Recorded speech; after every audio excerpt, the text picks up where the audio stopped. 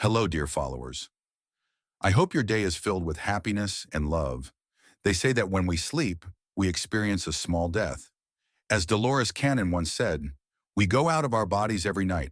The body sleeps, but the soul does not. It goes and talks to the guides and receives instructions. The only way we remember this is if we have dreams of flying or visiting strange places. In this sense, we travel with our souls every day to the spiritual world, but we often do not remember it. Do you agree with this? Please share your thoughts. Many people have had near-death experiences during sleep for various reasons, some of which are unknown. This brings us to today's story. Let's learn about it had what most people call a near-death experience.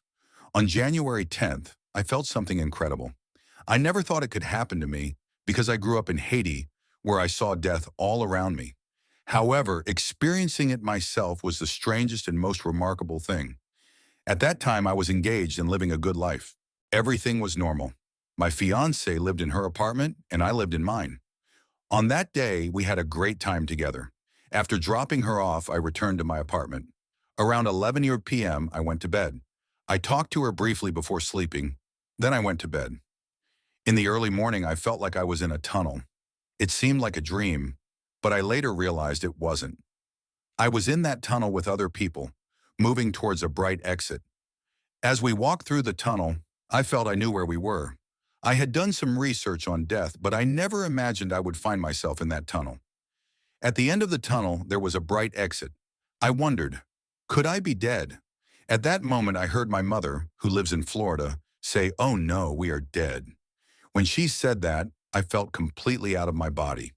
I was standing in front of my closet, looking around with great vitality. I looked at my closet filled with clothes, jewelry, and money, feeling regret because none of these things could bring me back to life. I realized that spiritual peace is not found in material things. I moved from the bedroom to the living room, where my library was, and looked at the books on the shelves. I felt deep sorrow for not having read them. This sadness was profound for the books only, not for the other material possessions I owned. I wasn't afraid. Then I found myself in a large theater. I saw the earth from a great distance and heard a voice saying, "You need to bow to say goodbye to the earth." I asked what it meant, and the voice said, "The earth is just a play, and you were an actor." I bowed as requested, just like a comedian on stage, and at that moment I felt as if I was traveling. I was in the realm of death, surrounded by immense love, joy, and pure energy. I didn't see anyone, but I felt my presence there. I gained insights into life and human principles.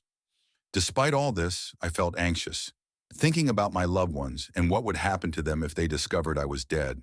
I felt sorrow for the things I hadn't done yet. Then I found myself in front of a magnificent, gigantic gate that reached the sky. The soft music enhanced the sense of awe and peace.